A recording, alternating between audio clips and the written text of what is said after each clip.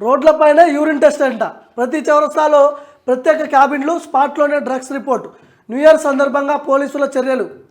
ఇక రోడ్డుపైనే మూత్ర పరీక్షలు. ఇదేదో మీ ఆరోగ్య రక్షణ కోసం వైద్య శాఖ ఖర్చు పెట్టిన కొత్త పథకం అనుకోలేరు.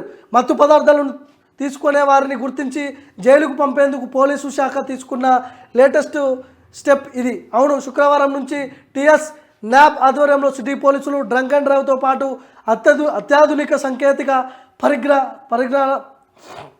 పరికరాలతో జంక్షన్స్ వద్ద తనిఖీలు చేయనున్నారు. వీటితో స్పాట్లోనే డ్రగ్స్ ఎంత సేవించారు, డ్రగ్ ఏంటి, ఎంత మోతాదు, ఇలా వైద్యుల సమక్షంలో లెక్క తేలుస్తారు.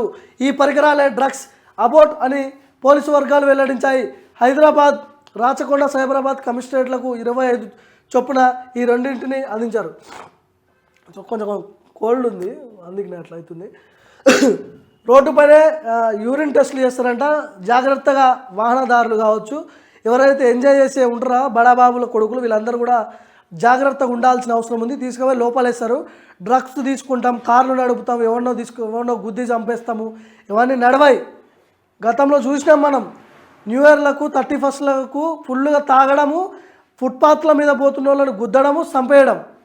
సో పోలీసు వ్యవస్థ ఒక అద్భుతమైన ఇది తీసుకొని వచ్చిందని చెప్పుకోవచ్చు. ఎందుకంటే చాలామంది దుర్మార్గుల వల్ల డ్రగ్స్ తీసుకొని కార్లు నడుపుతుంటారు కాబట్టి వాళ్ళని అరికట్టే ఛాన్స్ కనిపిస్తూ ఉంది మనకి.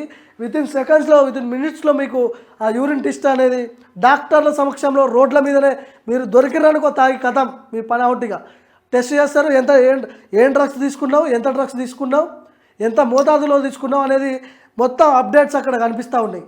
తీసుకుపోయి లోపలేస్తారు, జైలు వేస్తారు. డ్రగ్స్ విషయంలో పైరవీలు గిరవీలు ఏం నడవు, లోపల తీసుకుపోయేస్తే జైల్లో ఉండాల్సి వస్తుంది. కాబట్టి ఒక అద్భుతమైన ప్రోగ్రామ్కి తెలంగాణ పోలీసులు శ్రీకారం చుట్టారని చెప్పుకోవచ్చు మనం దీంతో. సో డ్రగ్స్ విషయంలో కూడా రేవంత్ రెడ్డి చాలా ఆగ్రహంగా ఉన్నాడు. ఎవడైతే డ్రగ్స్ తీసుకుంటాడో వాడిని తీసుకుపోయి లోపలేయండి ఫస్ట్ అనే అంశాల గురించి చర్చ జరుగుతుంది. డ్రగ్స్ మీద ఉక్కుపాదం మోపండి, ఇలాంటి చర్యలు కొనసాగాల్సిన అవసరం ఉంది.